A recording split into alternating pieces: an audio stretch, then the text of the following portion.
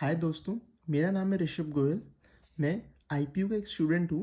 मैंने अभी डीए की प्लेलिस्ट स्टार्ट करी है, जिसमें मैंने अभी तक एसिम्प्टोटिक नोटेशंस करा दिए हैं, methods of solving recurrence relations करा दिए हैं, ग्राफ्स करा दिया है, सेट्स करा दिया है और कुछ सॉर्टिंग और सर्चिंग एल्गोरिथम्स कराए हैं।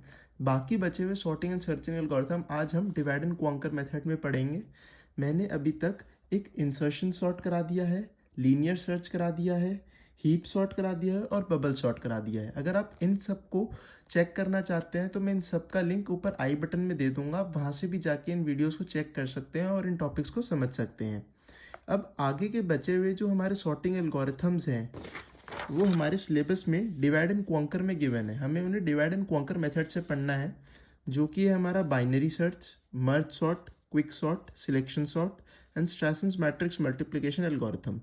ये हम डिवाइड एंड क्वांकर मेथड में इस वीडियो में पढ़ेंगे। पहले हम स्टार्ट करते हैं डिवाइड एंड क्वांकर होता क्या है।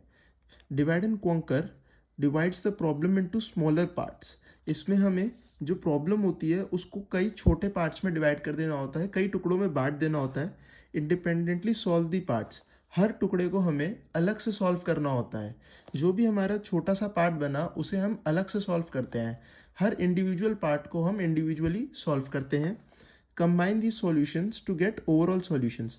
अब जो भी हमारे पास उनके इंडिविजुअल सॉल्यूशंस आए हैं उसको हम कंबाइन करके एक सिंगल सॉल्यूशन बना लेते हैं, जो कि हमारी मेन प्रॉब्लम का सॉल्यूशन होगा।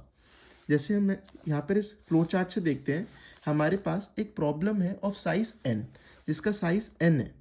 अब हम इस प्रॉब्लम को डिवाइड कर देते हैं सब प्रॉब्लम्स में, सब प्रॉब्लम्स ऑफ साइज n/2 और मोर। इसमें हमने हमारे प्रॉब्लम्स को डिवाइड कर दिया या तो n/2 में या और छोटे पार्ट्स में। हमने अभी इसमें दो पार्ट्स में डिवाइड करा है, जैसे हमने इधर दो पार्ट्स में डिवाइड करता हुआ दिखाया है। हमने इन दोनों पार्ट्स का फिर सॉल्यूशन निकाला, सॉल्यूशन टू दी सब प्रॉब्लम्स, और फिर हम उन सॉल्यूशंस को वापस से कंबाइन कर देंगे और हमें क्या मिलेगा, सॉल्यूशन टू ओरिजिनल प्रॉब्लम। ठीक है, ये हमारा कॉन्कर फेज था, हमने कैसे उस सॉल्यूशन को सॉल्व करा, और ये हमारा सॉल्यूशन फेज था। ठीक है, अब जैसे हम यहाँ पर देख सकते हैं, ये हमारी एक प्रॉब्लम है P। इसको हमने छोटे पार्ट्स में डिवाइड कर दिया, P1, P2, P3 till Pk। हर प्रॉब्लम का हमने एक सॉल्यूशन निकाला, S1, S2, S3 till Sk, और सब सॉल्यूशंस को हमने कंबाइन कर दिया तो हमारे पास क्या सिंबल एक सिंगल सॉल्यूशन मिला, जो कि है C, जो हमारा जो प्रॉब्लम थी P उसका सॉल्यूशन है। अब ये हमारा एक एल्गोरिथम है, मैं इसको दूसरी जगह आपको लिख के समझा देता हूँ।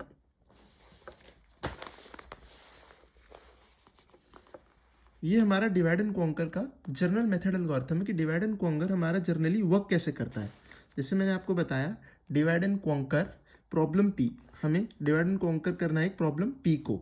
अगर वो प्रॉब्लम्स छोटी हुई, स्मॉल हुई, पहले से ही छोटे पार्ट में है, तो हम उस प्रॉब्लम का डायरेक्टली सॉल्यूशन निकाल लेंगे। और अगर वो स्मॉल पार्ट में नहीं है, बड़ा है, तो फिर हम क्या करेंगे, उसको प्रॉब्लम को हम डिवाइड कर लेंगे छोटे सब पार्ट्स में। जैसे प्रॉब्लम P थी, उसको हमने डिवाइड कर लिया P1, P2, P3 till Pn। अब हम क्या करेंगे, इसमें फिर डिवाइड एंड कॉन्कर अप्लाई करेंगे।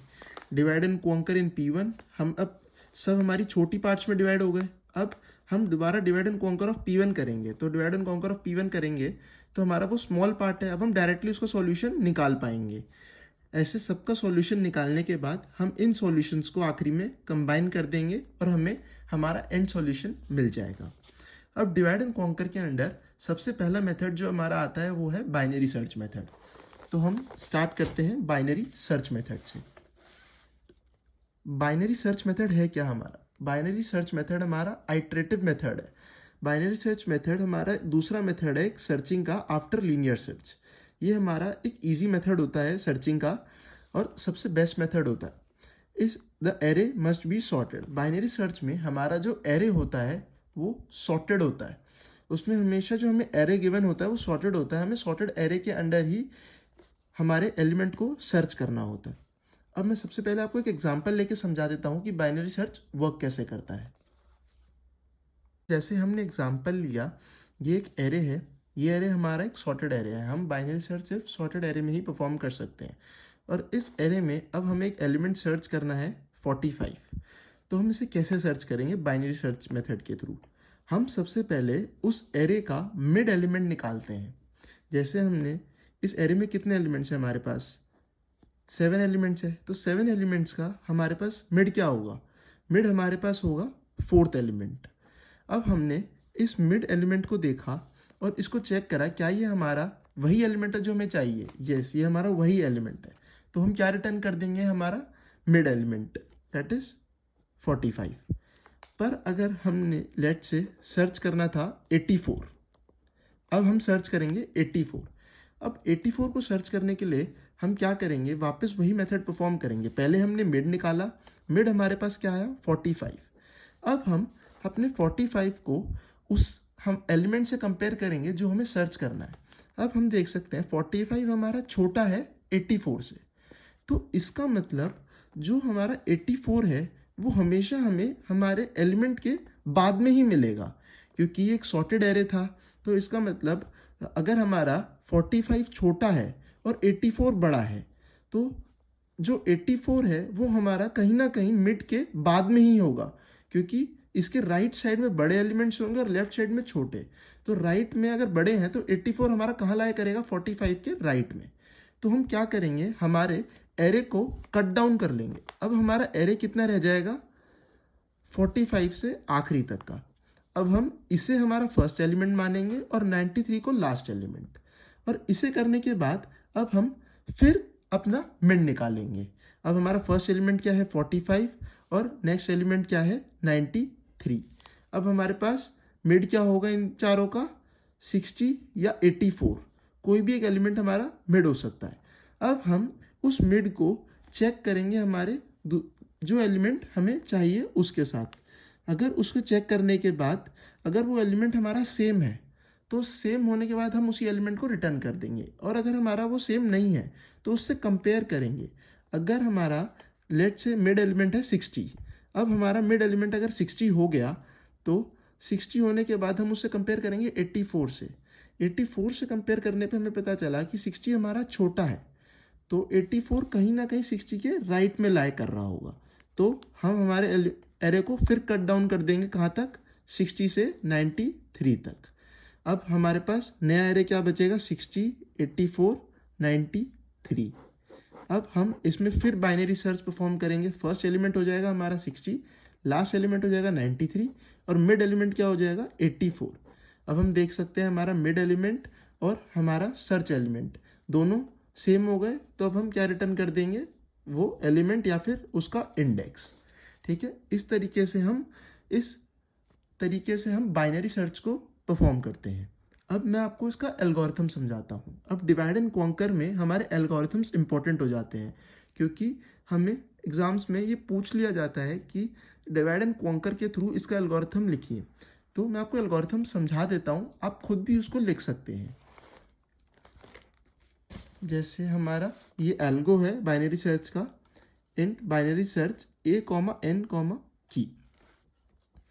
इधर a क्या है हमारा एरे, जो भी हमारा एरे इनपुट होगा वो, n number of elements of the array, and की वो सर्च की है जो हमें सर्च करनी है। अब हमने स्टार्टिंग में क्या लिया, हमारा फर्स्ट इंडेक्स 0 और last index n। First index हमारा l से डिनोट है, लास्ट इंडेक्स हमारा h से डिनोट है। While l is less than equal to h, जब तक हमारा फर्स्ट इंडेक्स छोटा या इक्वल नहीं हो जाता लास्ट इंडेक्स के, mid is equal to l plus h by 2। हम पहले मिड निकाल लेंगे। मिड कैसे निकालेंगे, first index plus last index divided by 2, तो हमारा मिड एलिमेंट निकल जाएगा। मिड एलिमेंट निकलने के बाद हम उसे कंपेयर करेंगे हमारे की से, की और हमारा मिड एलिमेंट, इससे हमारा मिड एलिमेंट आ जाएगा और इससे हमारी की आ जाएगी, और उन दोनों को कंपेयर करेंगे। अगर वो इक्वल हुए तो हम क्या रिटर्न कर देंगे, वही वाला लोकेशन रिटर्न कर देंगे या फिर वही वाला इंडेक्स रिटर्न कर देंगे जो कि होगा मिड।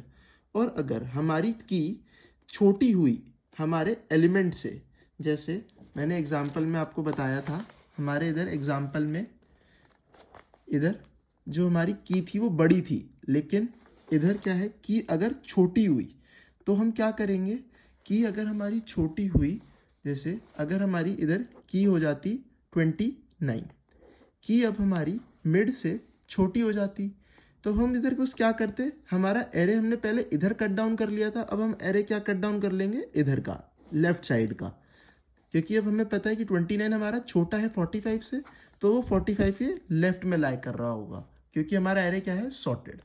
ठीक है, यही इधर लिखा हुआ है, इफ़ की is less then mid element. तो हम क्या करेंगे, जो हमारा लास्ट इंडेक्स है उसको ले जाके हमारे मिड -1 तक ले जाएंगे। हमारा जो लास्ट इंडेक्स है उसे हम क्या कर देंगे, हमारे मिड से पहले तक कर देंगे। ठीक है, और अगर ऐसा नहीं है, अगर वो बड़ा हुआ की, तो हम क्या करेंगे, हमारा जो फर्स्ट एलिमेंट है, फर्स्ट इंडेक्स है, उसे हम कहाँ ले जाएंगे, मिड +1 तक। कहाँ ले जाएंगे, मिड के बाद। ठीक है, ऐसे ही हम इसको परफॉर्म करते रहेंगे जब तक हमारा जो की है वो मिड से मैच नहीं हो जाता। ये तो था इसका नॉर्मल एल्गोरिथम। अब हम देखेंगे इसका रिकर्सिव एल्गोरिथम, या फिर हम कह सकते हैं divide and conquer algorithm. Binary search recursive algorithm. Recursive हम जानते ही हैं क्या होता है, कि खुद के ही फंक्शन को बार बार कॉल करना। जैसे हमने स्टार्टिंग में क्या करा, बाइनरी सर्च परफॉर्म करा। बाइनरी सर्च का फंक्शन है जिसमें हमारा एल क्या है, first index, last index and the key element.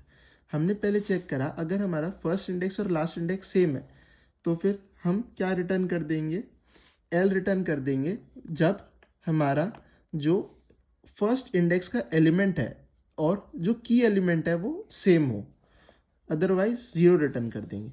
अब इधर L = H से हमें क्या समझ में आ रहा है, कि अगर हमारा फर्स्ट इंडेक्स और लास्ट इंडेक्स पहले ही सेम हो गया, तो इसका मतलब हमारे एरे का साइज या तो 1 होगा या 0 होगा, मतलब उसमें सिर्फ एक ही एलिमेंट होगा। तो इसका मतलब वही एलिमेंट अगर हमारे की के इक्वल हो गया तो हम उसको रिटर्न कर देंगे, नहीं तो रिटर्न 0 कर देंगे। और अब अगर हमारा साइज बड़ा है एरे का, दैट इज एल्स एरे का साइज बड़ा है, तो हम फिर वही मिड निकालेंगे। मिड निकालने के बाद उस की को मिड एलिमेंट से कंपेयर करेंगे, अगर सेम हुआ तो हम मिड की वैल्यू को रिटर्न कर देंगे, और अगर लेस देन हुआ तो हम फिर से बाइनरी सर्च को कॉल करेंगे। बाइनरी सर्च को कॉल करेंगे कहाँ से कहाँ तक, एल से लेके मिड -1 तक। की एलिमेंट हमारा छोटा है, इसका मतलब हमें कहाँ पर एलिमेंट मिलेगा, मिड से पहले पहले एलिमेंट मिलेगा। तो हमने हमारे सर्च को कहाँ से कहाँ तक बाउंड कर दिया, अब एल से मिड -1 तक। पहले हमने कहाँ से बाउंड कर रखा था, एल से लास्ट एलिमेंट तक। अब हमने इसको कहाँ पर बाउंड कर दिया, एल से मिड -1 तक। सर्च हमें क्या करना है, हमारी की ही सर्च करनी है। और अगर ये ना होता तो हम क्या करते हैं, हमारे फर्स्ट इंडेक्स को मिड +1 पे ले जाते। हम यहाँ पर मिड +1 पे ले गए, और लास्ट हमारा एलिमेंट हमारा वही है, और की को हमें सर्च करना है। जैसे अगर हमने ये परफॉर्म किया होता तो हम यहाँ पर क्या डालते, हमारा मिड -1। अब हम फिर चेक करते कि हमारा जो एल है वो मिड -1 की इक्वल तो नहीं है, क्या हमारे पास अब सिर्फ एक ही एलिमेंट तो नहीं बच गया। तो और अगर वो इक्वल होता की के तो हम उसे रिटर्न कर देते, नहीं तो अब हम फिर से इस वाले एल्गोरिथम को परफॉर्म करेंगे। और ये यहाँ पर क्या हो गई, हमारी ये रिकर्सिव कॉल हो गई। क्यों, क्योंकि हम उसी फंक्शंस को दोबारा कॉल कर रहे हैं। अब हम इसका निकालते हैं टाइम कॉम्प्लेक्सिटी। टाइम कॉम्प्लेक्सिटी निकालने के लिए हम देखते हैं, हमारे पास जब एक फंक्शन होता है तो हम उसे किस से डिनोट करते हैं, T(n) से। जैसे हमारे पास यहाँ पर एक फंक्शन है R ऑफ बाइनरी सर्च, ये हमारा एक फंक्शन है, तो इसकी टाइम कॉम्प्लेक्सिटी क्या होगी, T(n) होगी। हमारे पास अब यहाँ पर एक इफ एल्स कंडीशन आई है। इफ में कंडीशन हमारी कोई ना कोई एक ही परफॉर्म होगी, या तो कभी एक इफ वाली होगी या एल्स वाली होगी। तो इनके परफॉर्मिंग टाइम क्या होगा, 1 होगा।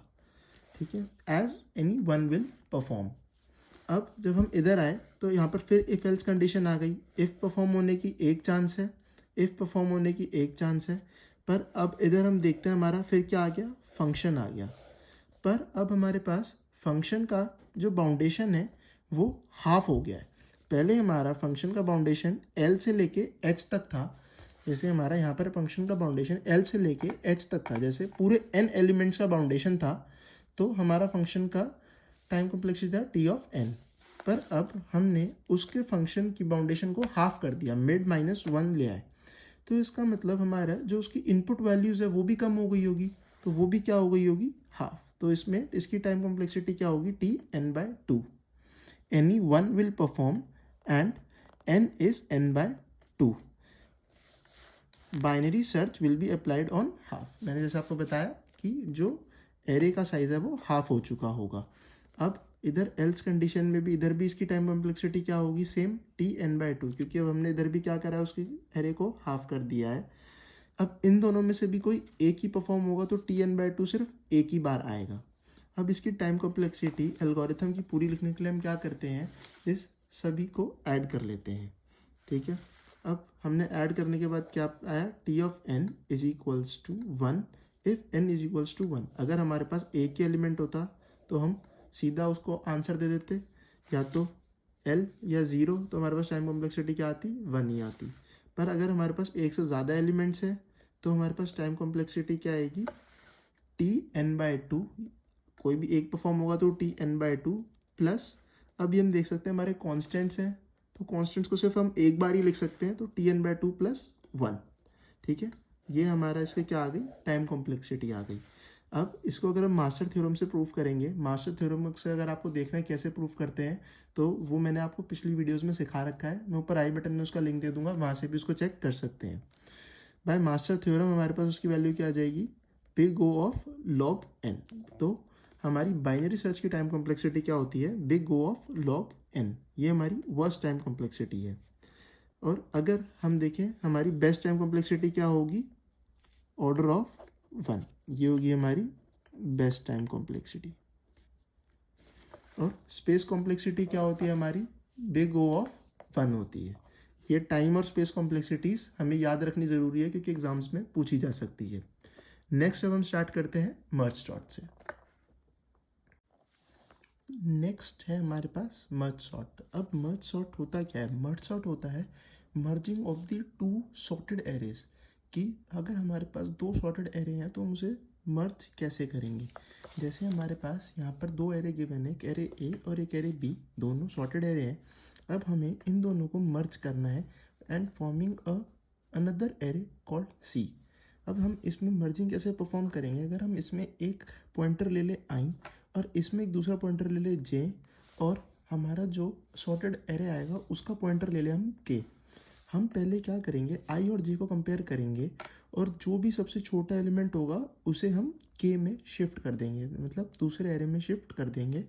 और उसके बाद दूसरे एलिमेंट पे जो हमें यहाँ पर हमने सिलेक्ट करा उसको हम आइट्रेट कर देंगे, उसको हम नेक्स्ट एलिमेंट पे शिफ्ट कर देंगे। जैसे हमने 2 और 5 को कंपेयर करा, 2 छोटा है तो 2 को हम के में लिख देंगे और फिर आई को नेक्स्ट एलिमेंट पे ले जाएंगे। अब हम 8 और 5 को ही कंपेयर करेंगे। इन दोनों को कंपेयर करने पे 5 हमारा छोटा है 8 से, तो 5 को हम नए एरे में लिख देंगे और फिर हम जे के पॉइंटर को आइट्रेट कर देंगे, मतलब इंक्रीमेंट कर देंगे। अब हम 8 और 9 को कंपेयर करेंगे, जो छोटा होगा उसे हम लिख देंगे और फिर उसके बाद जो भी हमारा सिलेक्टेड होगा उसको हम आइट्रेटर को इंक्रीमेंट कर देंगे। इसी तरीके से परफॉर्म करने के बाद हमारे पास सॉर्टेड एरे आ जाएगा हमारा। अब कोई टाइम होगा कि हमारे पास किसी एरे में कुछ एलिमेंट्स बच गए होंगे, तो उसे हम क्या करेंगे, आखिरी में एज इट इज़ लिख देंगे। अब हम इसका एल्गोरिथम देखते हैं कि नॉर्मल 2-वे मर्ज सॉर्ट का क्या एल्गोरिथम होता है। एल्गोरिथम देखेंगे, एल्गोरिथम मर्ज, पहले हमने क्या लिया, हमारा एक एरे ए, दूसरा एरे बी, और एम है हमारा number of elements in array 1 and N है हमारा number of elements in array 2 that is B. Starting हमने आइट्रेशन स्टार्ट करी i इक्वल्स टू 1 से, j इक्वल्स टू 1 से और k इक्वल्स टू 1 से। जब तक हमारा i m से कम है और j n से कम है, i हमारा m से कम है एंड j हमारा n से कम है, तब हम क्या चेक करेंगे, अगर हमारा उस पॉइंट पे a का एलिमेंट और a का एलिमेंट छोटा है b के एलिमेंट से, तो हम c में उस a के एलिमेंट को कॉपी कर देंगे और i को इंक्रीमेंट कर देंगे और k को भी इंक्रीमेंट कर देंगे। जैसे मैंने यहाँ पर बताया था, इसी केस में हम देख सकते हैं हमारा a of i is less then b of j है। और फिर हमने क्या करा, फिर c ऑफ k में हमने a ऑफ i को कॉपी कर दिया, तो हमने c ऑफ k हमारा ये है तो a ऑफ i को हमने कॉपी कर दिया और हमने i को भी इंक्रीमेंट कर दिया और k को भी इंक्रीमेंट कर दिया, i को भी इंक्रीमेंट कर दिया और k को भी इंक्रीमेंट कर दिया। Else c of k is equals to b of j plus plus k plus plus. अगर ये कंडीशन नहीं है, इसका मतलब a ऑफ i बड़ा होगा b ऑफ j से, तो हम क्या करेंगे, c ऑफ k में b ऑफ j लिख देंगे, मतलब छोटे वाला एलिमेंट लिख देंगे और फिर j को भी इंक्रीमेंट कर देंगे और k को भी इंक्रीमेंट कर देंगे। आखिरी में हमारे पास जो भी i और j आया उसमें हम चेक करेंगे, अगर हमारा i लेस देन m है, मतलब हमारे पास अभी भी i में एलिमेंट्स बचे हुए हैं, तो हम एज इट इज़ आई के एलिमेंट्स को के में शिफ्ट कर देंगे। जैसे अगर हमारे पास यहाँ पर अभी भी एलिमेंट्स होंगे तो हम क्या करेंगे, लूप लगा के सी ऑफ के में ए के सारे एलिमेंट्स बाकी बचे हुए लिख देंगे। सिमिलरली अगर हमारे पास एंड में जे में एलिमेंट्स बचे हुए होंगे तो हम जे में आइटरेट करके जे के सारे एलिमेंट्स सी में कॉपी कर देंगे। ठीक है, अब आया हमारे पास मर्ज सॉर्ट 2 है। इसमें हम मर्जिंग कैसे करते हैं, हमें दो सॉर्टेड एरे को मर्ज करना होता है। इसमें हमारे पास जैसे एक एरे गिवन है, इसको हमें सॉर्ट करना है और फिर मर्ज करना है। पहले हमने दो दो एलिमेंट्स को पेयर बनाया और फिर उनको सॉर्ट करा और फिर आखिरी में उन्हें मर्ज करा। जैसे पहले हमने 9 और 3 का पेयर बनाया तो हमने इसको सॉर्ट करके लिखा 3 9, 7 5 को 5 7, 6 4 को 4 6, 8 2 को 2 8। अब हमने फिर दो का पेयर लिया और इसमें सॉर्टिंग परफॉर्म करी 3 5 7 9। इधर भी हमने सॉर्टिंग परफॉर्म करी 2 4 6 8। अब हमने फिर ये दो पेयर लिया और उनको सॉर्ट करके मर्ज करा तो हमारे पास एंड में क्या आ गया, हमारा सॉर्टेड एरे आ गया। ये हमारा एक और तरीका था मर्ज सॉर्ट परफॉर्म करने का। अब हमें देखना है कि मर्ज सॉर्ट हमने डिवाइड एंड कॉन्कर में कैसे सॉल्व करना है। डिवाइड एंड कॉन्कर में हमारा क्या यूज़ होता है, रिकर्सिव एल्गोरिथम। रिकर्सिव एल्गोरिथम होता है कि अपने ही फंक्शंस को बार बार कॉल करना। अब हमारे पास ये एग्जांपल है, जैसे 9 3 7 5 6 4 8 2। इसे हमें मर्ज सॉर्ट परफॉर्म करना है। हम इसमें क्या करेंगे, इसको दो दो सब एरेज में डिवाइड कर देंगे। फिर हमारे पास अब आखिरी में जो सिंगल एलिमेंट्स बचेंगे तो हम उन्हें 2 2 मर्जिंग करके सॉर्टिंग करके एंड देन मर्ज कर देंगे। जैसे हमने देख सकते हैं, हमने मिड से ब्रेक कर दिया 9 3 7 5 6 4 8 2। ऐसे हम इसको ब्रेक करते चले गए। आखिरी में हमारे पास जब सिंगल एलिमेंट्स बचे हमने उनको मर्ज करा और साथ ही साथ उनको सॉर्ट भी करते चले गए। जैसे हमने इन दोनों को सॉर्ट करके मर्ज करा, फिर हमने इनको सॉर्ट करके मर्ज करा, फिर दो पेयर लिए और फिर उन्हें सॉर्ट करके हमने मर्ज कर दिया। आखिरी में हमारे पास क्या आ गया, सॉर्टेड एरे आ गया। अब हमें सबसे इंपॉर्टेंट है उसका एल्गोरिथम देखना। इसका एल्गोरिथम देखने के लिए हमने देखा कि हमारे पास एल्गोरिथम हमने लिखा merge sort L H। L क्या है हमारे पास स्टार्टिंग एलिमेंट और H है हमारा एंडिंग एलिमेंट। अगर हमारे पास जो स्टार्टिंग इंडेक्स है वो लेस देन है हमारा एंडिंग इंडेक्स, इसका मतलब हमें ये देखना है कि अगर हमारा जो स्टार्टिंग है वो हमारे एंडिंग से पहले आ रहा है तो हम क्या करेंगे, हमारा मिड निकालेंगे। मिड निकालने के बाद हम मर्ज सॉर्ट परफॉर्म करेंगे L मिड तक। मतलब हमने जो हमारी बाउंडिंग थी वो H की जगह L से मिड तक ले गए। जैसे हमने देखा था यहाँ पर, हमने पहले हमारा पूरा एरे लिया था, फिर उसके बाद हमने मिड निकाला। मिड निकालने के बाद हमने फिर से उस पर मर्ज सॉर्ट परफॉर्म करा। हमने मर्ज सॉर्ट परफॉर्म करा तो फिर हमने क्या करा, उसका एरे अलग कर दिया। जैसे इसका एरे अलग हो गया, अब इसका एरे अलग हो गया। अब हमें इधर फिर से हमने मर्ज सॉर्ट परफॉर्म करना है L से लेके मिड तक, यहाँ से लेके मिड तक। तो इसका मर्ज सॉर्ट परफॉर्म करने के लिए क्या करेंगे, हम यहाँ पर देख सकते हैं अब हमारा फिर L लेस देन H है तो हम फिर मिड निकालेंगे और फिर उसे ब्रेक कर देंगे। ऐसे ही हम उसे ब्रेक करते चले जाएंगे। ऐसे इधर merge sort mid plus 1 plus H है। जैसे यहाँ पर हमारे पास मिड प्लस 1 से लेके H। अब हम इसे फिर ब्रेक करेंगे। अब आखिरी में जब हम उसने ब्रेक करते करते यहाँ तक आ गए तब हम देखेंगे हमारे पास L लेस देन H नहीं होगा। अब हमें आखिरी में मर्ज कर देना है उसे, कहाँ पर, L को, मिड को और H को। मैंने ये मर्ज का जो एल्गोरिथम है वो कहाँ पर करा रखा है, पहले आपको यहाँ पर करा रखा था। हमें यही मर्ज परफॉर्म करना है इधर, ठीक है। और फिर अब हम इसकी टाइम कॉम्प्लेक्सिटी और स्पेस कॉम्प्लेक्सिटी के बारे में पता करते हैं। एल्गोरिथम मैंने आपको बताया था, जब हमारे पास जो फंक्शन है उसकी हम कैसे लिखते हैं, मेन फंक्शन की t ऑफ n से लिखते हैं टाइम कॉम्प्लेक्सिटी। और जो भी हमारी नॉर्मल स्टेटमेंट्स हैं उसकी टाइम कॉम्प्लेक्सिटी होती है हमारी 1, क्योंकि हमें वो सिंगल बार परफॉर्म करनी है। ये हमारा फंक्शन है, उसमें फिर हमारी जो कंडीशंस है, बाउंड्री है, वो हाफ हो चुकी है। इसमें फिर हम t ऑफ n/2 लेंगे। इधर भी हमारी कंडीशंस हाफ हो चुकी हैं तो फिर tn/2 लेंगे। ये हमारा एक नॉर्मल फंक्शन है। हमें मर्ज परफॉर्म करना है पूरे एक n एरे में, मतलब एरे में जिसमें n एलिमेंट्स है, तो उसकी टाइम कॉम्प्लेक्सिटी क्या होगी, n होगी। अब आखिरी में इसका निकालने के लिए हम क्या कर देंगे, सम कर देंगे। t of n is equals to 2tn/2 plus n plus 1 constant तो हम उसे हटा सकते हैं, ठीक है। और अगर हमारे पास सिर्फ एक ही एलिमेंट होगा तो हम डायरेक्टली उसे कह सकते हैं कि हमारे पास सॉर्टेड एरे है, तो n इज इक्वल टू 1 पे हमारे पास 1 है, और अगर उससे ज़्यादा एलिमेंट्स हुए तो ये उसकी टाइम कॉम्प्लेक्सिटी आएगी। मास्टर थ्योरम से उसको हम सॉल्व करेंगे तो हमारे पास उसकी क्या कॉम्प्लेक्सिटी आएगी, big O of n log n, ठीक है। और उसकी स्पेस कॉम्प्लेक्सिटी क्या होगी, बिग O ऑफ n। ये एल्गोरिथम्स हैं इनके, ये एल्गोरिथम्स आपको समझा रहा हूँ कि कैसे परफॉर्म हो रहे हैं, आप इसको खुद भी एग्जाम्स में लिख सकते हैं। इसमें डिवाइड एंड कॉन्कर में हमारे एल्गोरिथम्स भी इंपॉर्टेंट है और टाइम और स्पेस कॉम्प्लेक्सिटी भी इंपॉर्टेंट है। कई क्वेश्चंस ऐसे भी पूछे जा सकते हैं कि हमें एक एरे गिवन है और उसमें हमें इस तरीके से परफॉर्म करके दिखाना है कि मर्ज सॉर्ट कैसे हो रहा है। अब हम नेक्स्ट हमारा देखेंगे quick sort. Next topic start करते हैं हम क्विक सॉर्ट। क्विक सॉर्ट होता क्या है, इन अस अ पिवट की is placed in its correct position in the array while rearranging the other elements widely dispersed across the list।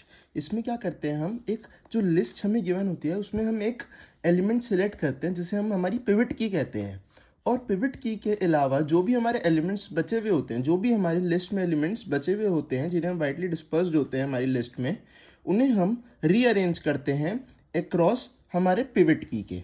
हम आगे समझेंगे कि कैसे हम क्विक सॉर्ट परफॉर्म करते हैं। इसमें each iteration of the quick sort select an element known as pivot. हर आइट्रेशन पे हम एक पिवट सेलेक्ट करते हैं और फिर हम उस लिस्ट को 3 ग्रुप्स में डिवाइड कर देते हैं। A partition of elements less than pivot की, एक पिवट एलिमेंट, और एक partition of element greater than और इक्वल टू पिवट की। Sorting then continues by quick sorting left portion and then quick sorting right portion।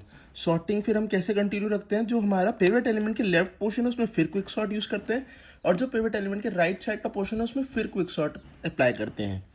मैं बताता हूँ हम इसे कैसे परफॉर्म करते हैं। जैसे ये हमारा एक ट्राई एग्जाम्पल है, हम इसमें एक लिस्ट गिवन होगी, हमने मान लिया हमारा एक एलिमेंट पिवट एलिमेंट है, और पिवट एलिमेंट के जो भी पीछे के एलिमेंट्स हैं वो सब लेस देन पिवट है। जो भी पीछे के एलिमेंट्स हैं, कीज़ हैं, वो हमारी क्या है, पिवट एलिमेंट से छोटी हैं, और जो राइट साइड के एलिमेंट है पिवट के वो क्या है, पिवट एलिमेंट से बड़ी है, ठीक है। ऐसे हम हमारे पिवट एलिमेंट को चेंज करते रहेंगे। अब हम पिवट एलिमेंट को यहाँ से की बजाय इस तरफ वाले लिस्ट में जंप करा दिया। अब हमने इधर फिर क्विक सॉर्ट का परफॉर्म करा, और जो पिवट एलिमेंट के लेफ्ट साइड के एलिमेंट थे उन्हें हमने छोटा बना दिया और पिवट के राइट में बड़ा। ऐसे परफॉर्म करते करते हम देखेंगे हमारे पास एक तरफ की एरे या लिस्ट सॉर्ट हो जाएगी। Similarly right side greater than होगी तो वो भी सॉर्ट हो जाएगी। ऐसे फिर हम पिवट एलिमेंट चेंज करेंगे और पूरी एरे को सॉर्ट करते चले जाएंगे। अगर आपको इससे समझ नहीं आया तो मैं आपको एक पूरा फुल एग्जाम्पल लेके समझाता हूँ कि हम उसे कैसे परफॉर्म करते हैं। यहाँ पर हमारे पास एक लिस्ट गिवन है और हमने उस लिस्ट में देखा है कि हमने एक पिवट एलिमेंट लिया। हम उसे ऐसे सॉर्ट करेंगे कि हमारे पिवट से पीछे वाले एलिमेंट्स क्या होंगे, सारे लेस देन पिवट होंगे, और राइट साइड वाले एलिमेंट क्या होंगे, ग्रेटर देन पिवट होंगे। अब इसका एक एग्जाम्पल देखते हैं और उससे समझते हैं। हमारे पास एक एग्जाम्पल है 6 3 7 2 4 5। अब हमें इसे क्विक सॉर्ट से सॉर्ट परफॉर्म करना है।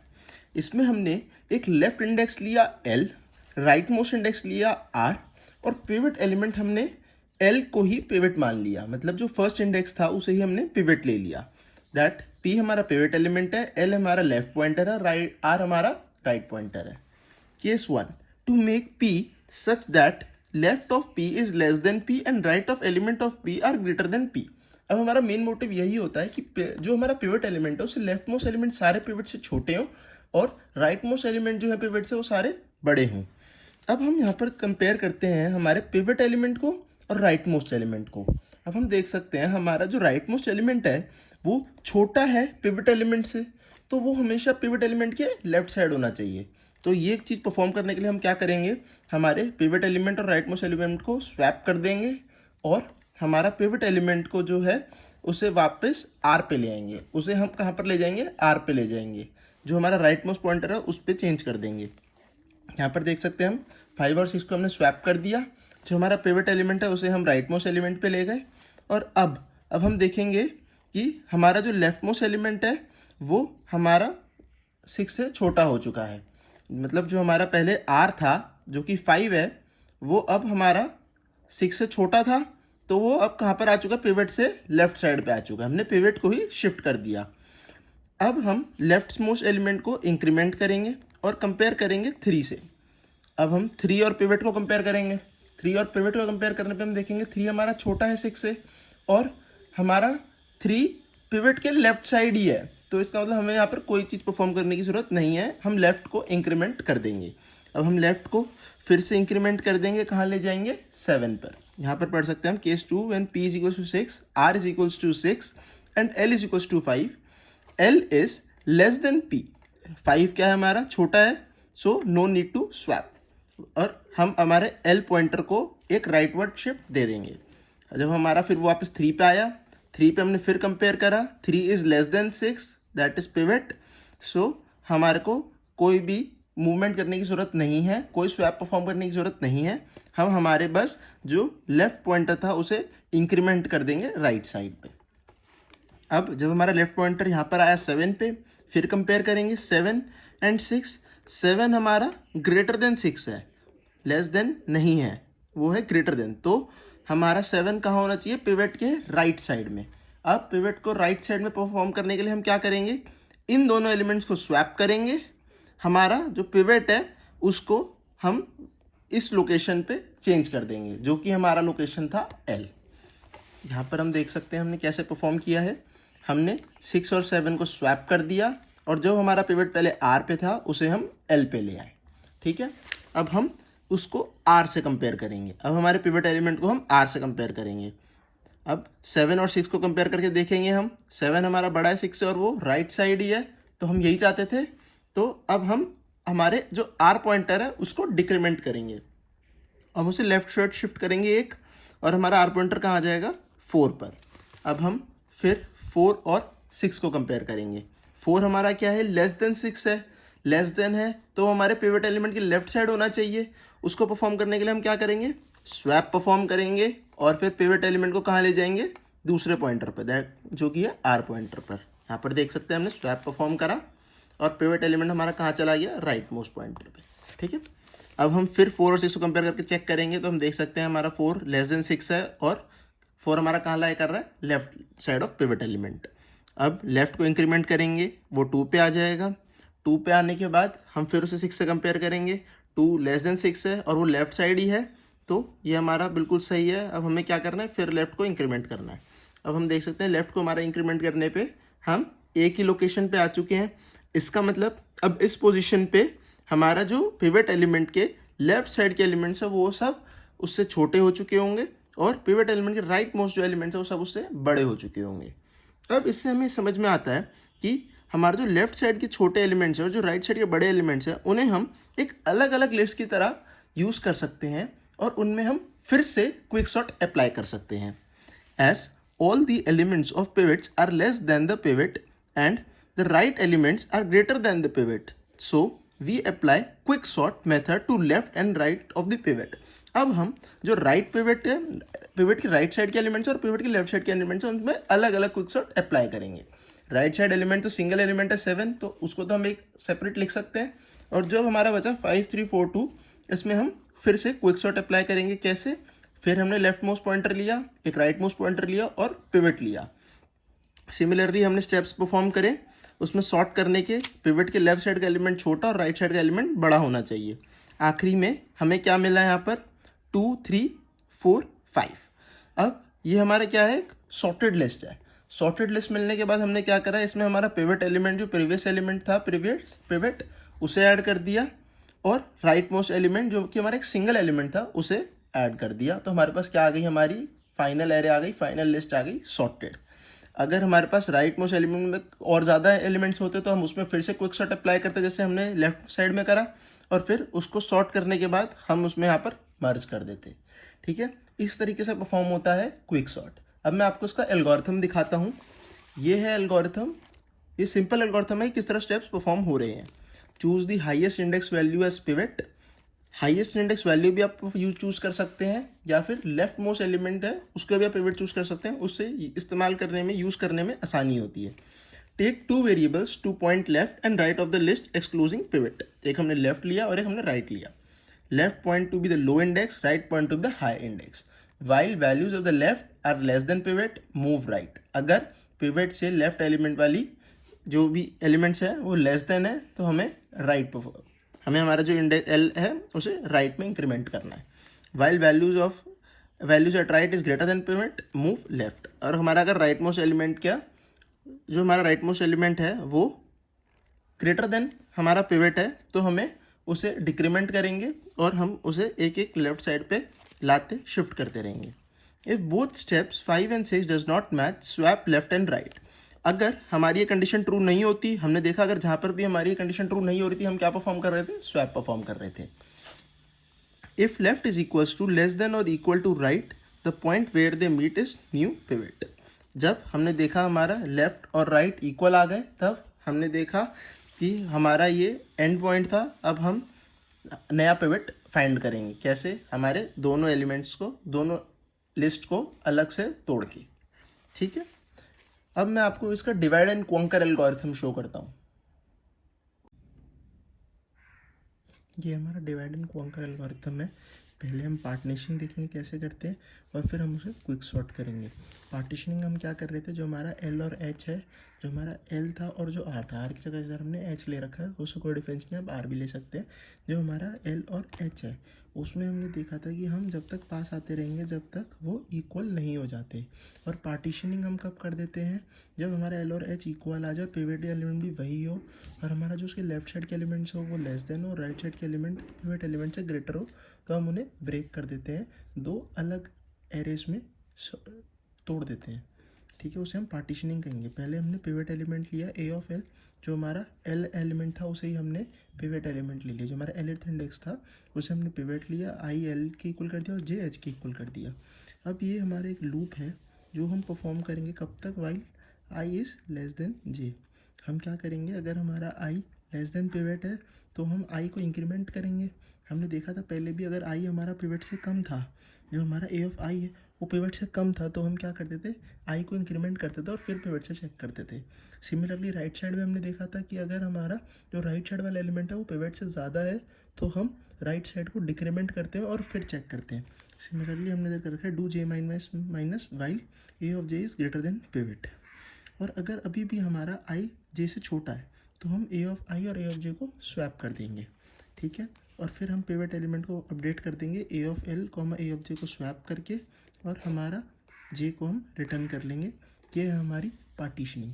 अब फिर हम जो हमारा पार्टीशन हुआ उसमें फिर क्विक सॉर्ट अप्लाई करेंगे। Quick sort L comma H, if L is less than H J is equal to partition L comma H. अब हम फिर से पार्टीशनिंग करेंगे एल कॉमा एच से, फिर उसमें क्विक सॉर्ट परफॉर्म करेंगे एल से लेके जे तक, जहाँ तक हमने पार्टीशनिंग करी है। अब हमने जे तक पार्टीशनिंग करी है ना, पहले हमारे एल से लेके एच तक था, अब हमने किसी जे तक पार्टीशन कर दिया उसे।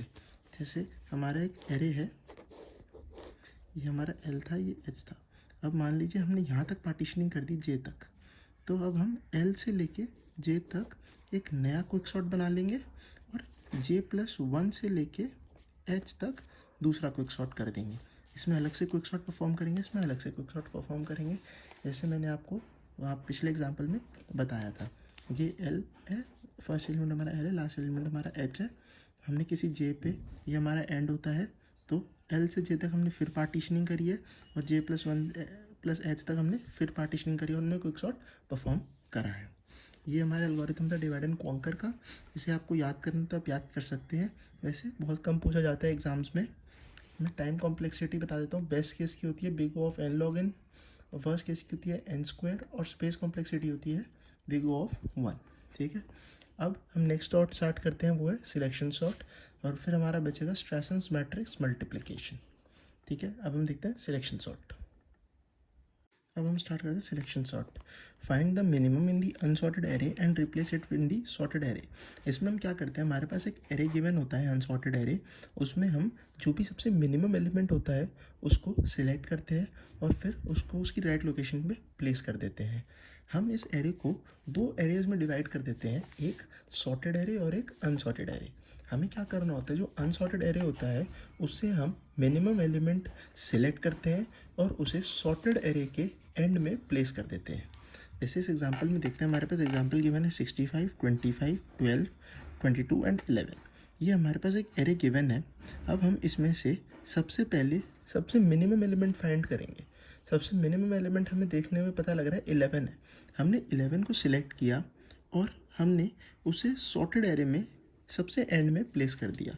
अभी हमने देखा कि हमारे पास ये पूरा एक अनसॉर्टेड एरे था और सॉर्टेड एरे हमारा खाली था, सॉर्टेड खाली था और अनसॉर्टेड पूरा था। अब हमने क्या करा, इसको हमने 65 के साथ स्वैप कर दिया, हमारे फर्स्ट एलिमेंट के साथ स्वैप कर दिया अनसॉर्टेड एरे में, और फिर उसे हमने हमारे सिलेक्टेड या फिर सॉर्टेड एरे में डाल दिया। अब जो हमारा 11 है ये हमारा सॉर्टेड एरे में है और बाकी बचा हमारा अनसॉर्टेड एरे में है। अब हम अनसॉर्टेड में फिर से हमारा सबसे मिनिमम सिलेक्ट करेंगे, मिनिमम है 12, उसे हम अनसॉर्टेड के फर्स्ट एलिमेंट से स्वैप करेंगे और उसे सॉर्टेड एरे में शिफ्ट कर देंगे। जैसे हमने 12 सिलेक्ट करा, अब 12 जो है हमारा फर्स्ट लोकेशन पे नहीं है अनसॉर्टेड की पे, तो हम उसे स्वैप कर देंगे। 12 और 25 को हमने स्वैप कर दिया और अब हमारा सॉर्टेड एरे कहाँ तक हो गया, सेकेंड लोकेशन तक, 11 और 12। अब हम फिर अनसॉर्टेड में सबसे छोटा एलिमेंट फाइंड करेंगे जो कि है 22, उसको फिर उससे रिप्लेस करेंगे और फिर हमारा 22 इधर आ जाएगा, अनसॉर्टेड हमारा लेफ्ट राइट का हो जाएगा और सॉर्टेड लेफ्ट का हो जाएगा। ऐसे स्टेप्स परफॉर्म करने के बाद हमको हमारी सॉर्टेड एरे की लिस्ट मिल जाएंगी। इसे हम कहते हैं सिलेक्शन सॉर्ट। हमने अपना सबसे इम्पॉर्टेंट या सबसे जो हमें यूज था, हमने इसमें मिनिमम सॉर्टिंग करी है कि पहले मिनिमम एलिमेंट और बाद में मैक्सिमम। हम इसमें डिसेंडिंग ऑर्डर भी सॉर्टिंग कर सकते हैं कि हम सबसे पहले जो सबसे बड़ा एलिमेंट है उसे सिलेक्ट करें और उसे उसकी राइट लोकेशन पे प्लेस कर दें। ठीक है, अब हमने इसमें देखा, हमने इसमें n एलिमेंट्स को ट्रैवर्स करना पड़ा। उसके बाद जब हमारा सेकेंड स्टेप है उसमें हमने n-1 एलिमेंट्स को ट्रैवर्स करा, क्योंकि हमारा एक एलिमेंट तो पहले से ही सॉर्टेड एरे में जा चुका था, हमें उसे छेड़ने की ज़रूरत नहीं है। अब अगले स्टेप में हमने n-2 एलिमेंट्स को ट्रैवर्स करा, उसके अगले स्टेप में हमारा फिर एक फिक्स हो गया होगा एलिमेंट, तो हमने n-3 एलिमेंट्स को ट्रैवर्स करा। तो ऐसे हमने देखा, इधर हमने n एलिमेंट्स को ट्रैवर्स करा, इधर n-1 एलिमेंट्स को ट्रैवर्स करा, इधर n-2 को। सिमिलरली हम आखिरी में जाते जाते 0 एलिमेंट्स को ट्रैवर्स करा, तो ये हमारी उसकी क्या आ गई, टाइम कॉम्प्लेक्सिटी आ गई। हमें सम पता है क्या होगा इसका, n into n-1 divided by 2, ठीक है, which is equals to n square. तो एक किसका ऑर्डर आया, order of n square. Time complexity क्या हो गई हमारी, ऑर्डर ऑफ n स्क्वायर। और सिलेक्शन सॉर्ट की स्पेस कॉम्प्लेक्सिटी क्या होती है, बिग O ऑफ 1 होती है। अब हम देखेंगे इसका एल्गोरिथम। सिलेक्शन सॉर्ट हमें परफॉर्म करना है एरे A का, और नंबर ऑफ एलिमेंट्स उसमें कितने हैं, n। For i is equals to 0 till i less than n-1 and i plus plus i 0 से लेके एंड तक हम क्या करेंगे, पहले हम जो फर्स्ट i है, हमने i 0 था तो मिनिमम हमने किसको सेट कर दिया, 0 वाले एलिमेंट को। फिर हमने क्या करा, पूरे एरे को ट्रैवर्स करा, j is equals to i plus 1 से लेके n तक। हमने उसमें से मिनिमम फाइंड करा, जो भी हमारा एलिमेंट था उसे हमने मिनिमम के साथ कंपेयर करा, और अगर वो छोटा होगा तो हम क्या करेंगे, मिनिमम को चेंज करके j पे ले आएंगे। ठीक है, फिर उसके बाद अगर हमारा जो मिनिमम है वो i के इक्वल नहीं हुआ, मतलब मिनिमम जो है हमारा वो अनसॉर्टेड एरे के फर्स्ट एलिमेंट के इक्वल नहीं हुआ, तो हम क्या परफॉर्म करेंगे, स्वैप परफॉर्म करेंगे। Swap a of i comma a of minimum, इससे हमें क्या मिल जाएगा, हमारा मिनिमम एलिमेंट मिल जाएगा। ये था हमारा सिलेक्शन सॉर्ट का। अब हम देखेंगे स्ट्रैसन्स मैट्रिक्स मल्टीप्लिकेशन, ये सबसे इंपॉर्टेंट क्वेश्चन आता है। नेक्स्ट अब हम देखते हैं स्ट्रैसन्स मैट्रिक्स मल्टीप्लिकेशन।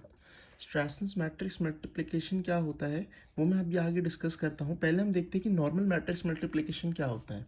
हमारे पास दो मैट्रिक्स गिवन है A और B, जिसको हम मल्टीप्लाई करेंगे और हमारे को एक नया मैट्रिक्स मिलेगा C।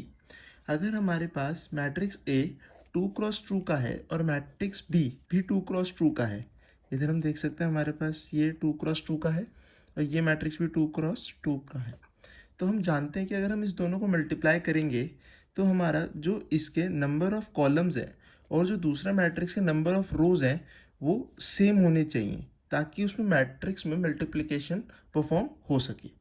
और फिर उसके बाद जो हमें नया मैट्रिक्स मिलेगा वो हमें किस फॉर्म का मिलेगा, 2x2 का ही मिलेगा। ये तरीका होता है मैट्रिक्स मल्टीप्लिकेशन को परफॉर्म करने का। तो इससे हमें पता लगता है कि कितने का मैट्रिक्स है और कितने नंबर ऑफ एलिमेंट्स का मैट्रिक्स हमें मिलेगा। ठीक है, इधर हमने n लिया है लेस देन इक्वल टू 2, इसका मतलब हमारे पास number of elements, number of rows और कॉलम्स कितने हैं, 2 या 2 से कम है। ये हमारा स्क्वायर मैट्रिक्स है 2x2 का, ये स्क्वायर मैट्रिक्स है 2x2 का, और हमें क्या मिल रहा है, C मिल रहा है 2x2 का। अब इसके लिए जो सिंपल मैट्रिक्स मल्टीप्लिकेशन है, इसके लिए हम एक सिंपल एल्गोरिथम लिखते हैं कि हम पहले हमारे हर एलिमेंट में ट्रैवर्स करेंगे by I in first matrix. Second matrix में हमें ट्रैवर्स करने के लिए हमने क्या लिया, एक और लूप लिया जे, 0 से लेके n तक। n है हमारा number of elements in the matrix c of i comma j is equals to 0। Initially हमने हमारे c वाले मैट्रिक्स में सारे एलिमेंट्स को 0 इनिशियलाइज कर दिया। फिर उसके बाद हमने एक और लूप स्टार्ट करा जो k इज इक्वल्स टू 0 से लेके n तक जाता है, और वो हमारी सी मैट्रिक्स की वैल्यूज़ को अपडेट करता है। सी मैट्रिक्स की वैल्यूज़ कैसे अपडेट करेगा, वो मैट्रिक्स का मल्टीप्लिकेशन निकाल के। C of I J is equals to C of I J plus A of I comma K into B of K comma J. ये तरीका है मैट्रिक्स मल्टीप्लिकेशन निकालने का। First row multiplied by first column, second row multiplies by second column. ठीक है, ये हमारा method है कैसे हम मैट्रिक्स मल्टीप्लिकेशन को निकालते हैं। अब हम इसमें देख सकते हैं हमारे पास 3 लूप फॉर्म हो रहे हैं। 3 लूप फॉर्म हो रहे हैं, इसका मतलब हमारी यहाँ पर टाइम कॉम्प्लेक्सिटी क्या होगी, ऑर्डर ऑफ n क्यूब होगी। क्यों, क्योंकि हमारे पास यहाँ पर भी टाइम कॉम्प्लेक्सिटी क्या है, n टाइम्स चलेगा ये लूप, ये वाला लूप भी n टाइम्स चलेगा और ये वाला लूप भी n टाइम्स चलेगा। तो पहले हर n के बाद उसके अंदर एक और n टाइम्स एक लूप चल रहा है, तो इसका मतलब उसकी टाइम कॉम्प्लेक्सिटी क्या हो जाएगी, n क्यूब हो जाएगी। तो इसका मतलब हमारे नॉर्मल मैट्रिक्स मल्टीप्लिकेशन में टाइम कॉम्प्लेक्सिटी क्या होती है, ऑर्डर ऑफ n क्यूब।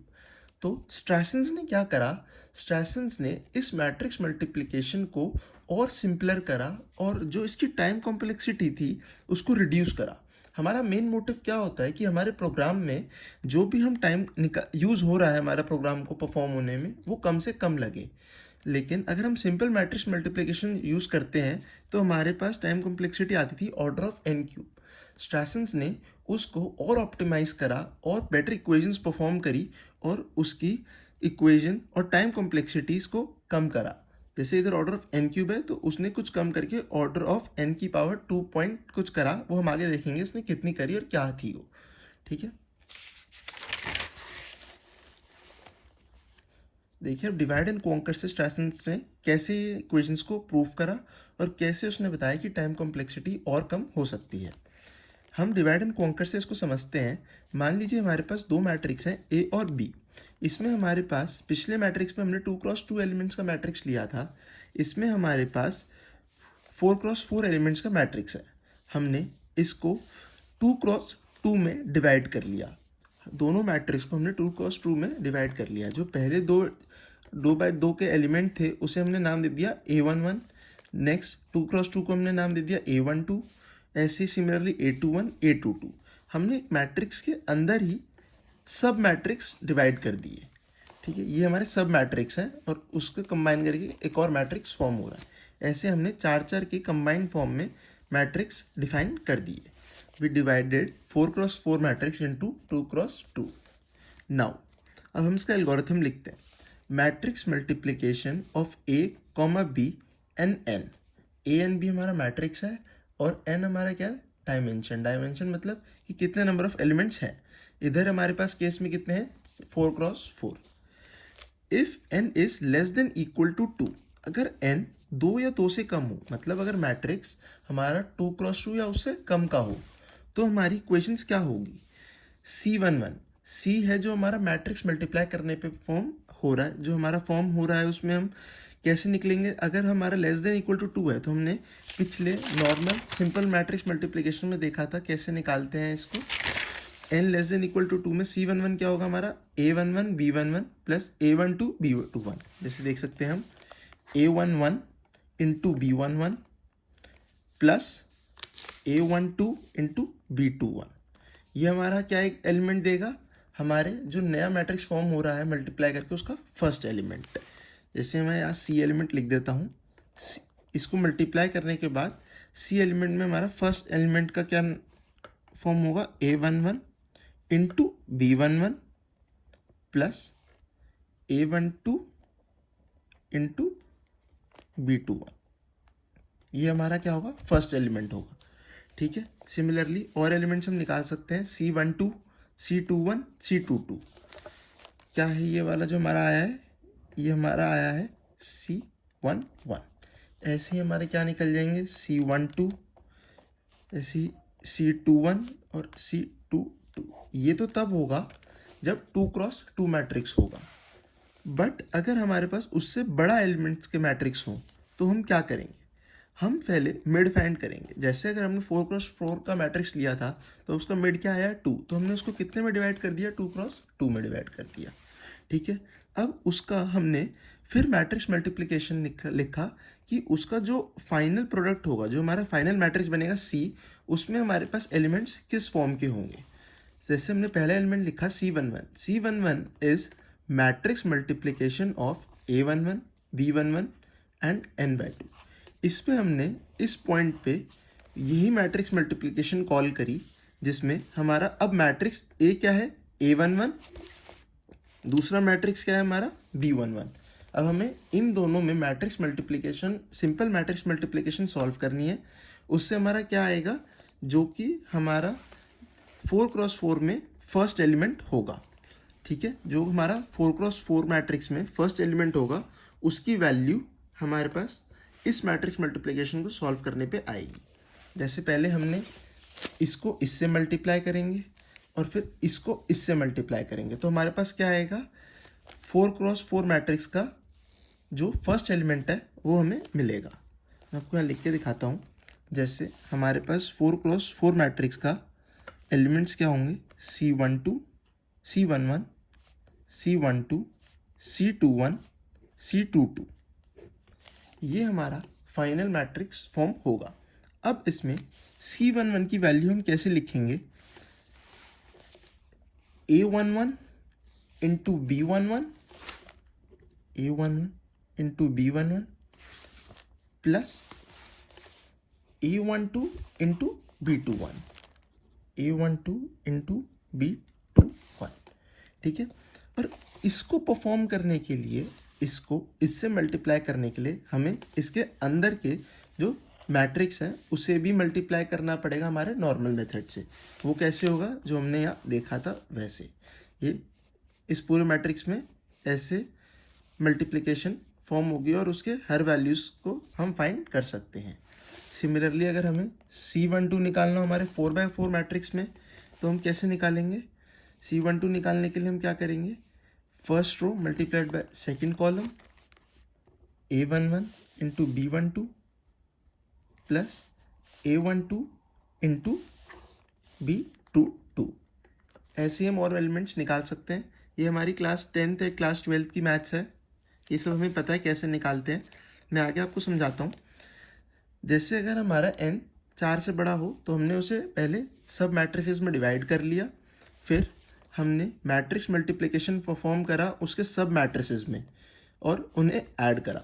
जैसे ये वाला क्या है, A11 और B11 के बीच में मैट्रिक्स मल्टीप्लिकेशन, A11 और B11 के मैट्रिक्स मल्टीप्लिकेशन प्लस A12 और B21 के बीच में मैट्रिक्स मल्टीप्लिकेशन, A12 और B21 के बीच में मैट्रिक्स मल्टीप्लिकेशन। इससे हमारा क्या आ गया, C11 आ गया। सिमिलरली हमने और भी फाइंड कर लिए।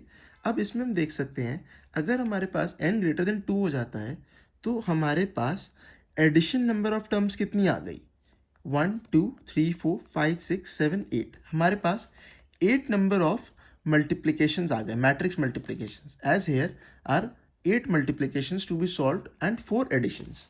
आप देख सकते हैं हमें इधर क्या करने हैं, 4 एडिशंस करने हैं और 8 मैट्रिक्स मल्टीप्लिकेशंस करने हैं।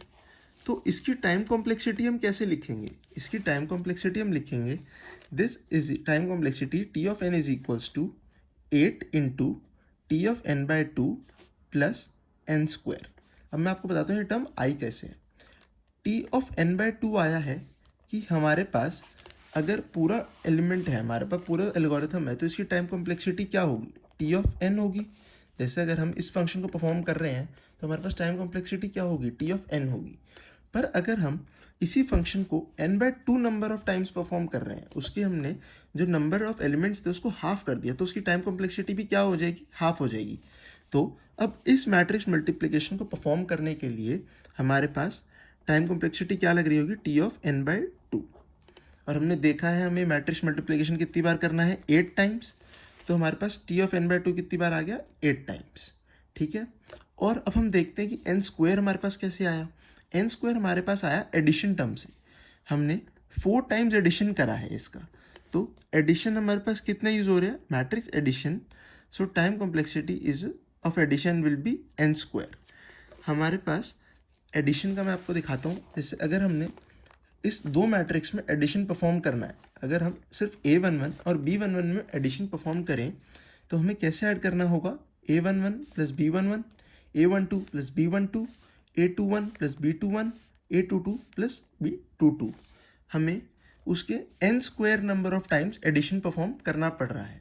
जैसे अगर हमारे पास 2 क्रॉस 2 मैट्रिक्स है तो उसमें हमें 4 टाइम्स एडिशन परफॉर्म करना पड़ रहा है, जो कि n स्क्वायर हो गया।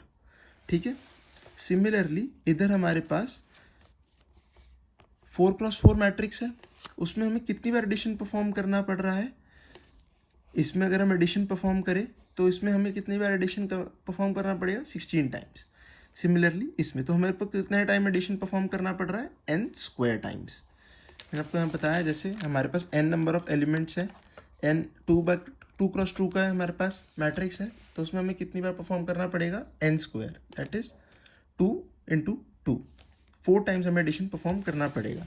सिमिलरली इधर भी हमने इसे 2 क्रॉस 2 के मैट्रिक्स में डिवाइड कर लिया था, ऐसे हमने 2 क्रॉस 2 के मैट्रिक्स में डिवाइड कर लिया था, इसमें भी हमें एडिशन कितनी बार परफॉर्म करना पड़ेगा, 4 बार, 1 2 3 4। सिमिलरली वही बात हुई, n स्क्वायर टाइम्स हमें मैट्रिक्स के एडिशन को परफॉर्म करना पड़ेगा। तो इधर से हमारे पास कौन सी टर्म आई, n स्क्वायर की टर्म आई। और अगर n less than equal to 2 हुआ तो एक बार हमें बस ये वाला लूप परफॉर्म करना है और हमारे पास मैट्रिक्स मल्टीप्लिकेशन सॉल्व हो जाएगा। तो उसकी टाइम कॉम्प्लेक्सिटी क्या है, 1। अगर अब हम इसको हमारे मास्टर थ्योरम से सॉल्व करें तो हमारे पास इसका आंसर आता है big O of n cube. अब इसमें big O of n cube क्यों आया, क्योंकि अभी हमारी नॉर्मल मैट्रिक्स मल्टीप्लिकेशन ही चल रही है, हमने बस इसमें हमारे 4 क्रॉस 4 मैट्रिक्स को 2 क्रॉस 2 में डिवाइड करा हमने और कुछ नहीं करा। बट स्ट्राइसन्स ने क्या करा, स्ट्राइसन्स given its own formula converting these 8 equations into 7 which helped in decreasing the time complexity। हमारे पास इधर कितनी नंबर ऑफ इक्वेशंस आई थी, 8, 1 2 3 4 5 6 7 8। हमारे को इधर 8 टाइम्स मैट्रिक्स मल्टीप्लिकेशन सॉल्व करनी पड़ रही थी। बट स्ट्राइसन्स ने क्या करा, उसने अपनी कुछ इक्वेशंस दी और उन्हें इस तरीके से सॉल्व करा कि उसके पास सिर्फ 7 नंबर ऑफ इक्वेशंस आई। तो इसलिए हमें उसमें हमारा 8 किस में कन्वर्ट हो गया, 7 में। ये इक्वेशंस है स्ट्राइसन्स की जो उसने गिवन दी थी, ये याद करने की ज़रूरत नहीं है, बस मैंने लिख दी थी आपके अंडरस्टैंडिंग के लिए। ऐसे हमने एलिमेंट्स निकाल लिए थे हमारे मल्टीप्लाइड मैट्रिक्स के। ठीक है, p plus S minus T plus V, इस तरीके से हम सॉल्व करेंगे तो हमारी वैल्यूज़ आ सकती हैं। ये हमारे लिए इंपॉर्टेंट नहीं है, मेन इंपॉर्टेंट ये है कि उसने 8 की 7 इक्वेशंस दी थी, उससे हमने ये इक्वेशन लिखी, 8 की जगह हमने 7 कर दिया। अब अगर हम इसको मास्टर थ्योरम से सॉल्व करें तो हमारे पास क्या आएगा, बिग O ऑफ n की power log of 7 to the base 2। इसकी वैल्यू क्या आएगी, बिग O ऑफ n की पावर 2.81। अब हम देख सकते हैं हमारे पास पहले टाइम कॉम्प्लेक्सिटी क्या थी, big O of n cube simple matrix multiplication में, बट स्ट्राइसन्स ने उसको कन्वर्ट कर दिया बिग O ऑफ n की पावर 2.81, उसने उसकी टाइम कॉम्प्लेक्सिटी को रिड्यूस कर दिया। तो बस यही था स्ट्राइसन्स मैट्रिक्स मल्टीप्लिकेशन में, उसने हमारी टाइम कॉम्प्लेक्सिटी को रिड्यूस करने में हेल्प करी। ये था हमारा यूनिट 1। इसमें इस वीडियो के साथ हमारा यूनिट 1 पूरा कंप्लीट हो चुका है। अगर आपको कोई भी डाउट हो, कोई भी इशू हो, आप मेरे को कमेंट सेक्शंस में पूछ सकते हैं। मैं पूरी कोशिश करूँगा कि आपके डाउट को सॉल्व कर सकूँ, या फिर अगर कोई बड़ा डाउट हुआ तो मैं उसके लिए एक डेडिकेटेड वीडियो अलग से बना दूँगा। आप मेरे चैनल को लाइक करें, मेरी वीडियोस को अपने फ्रेंड्स के साथ शेयर करें ताकि उनकी भी सेमेस्टर एग्जाम्स में हेल्प हो सके। चैनल को सब्सक्राइब करना ना भूलिएगा, उससे हमें मोटिवेशन मिलती है और आगे वीडियोस बनाने की। ठीक है, अब हम नेक्स्ट वीडियो से यूनिट 2 स्टार्ट करेंगे। बाय।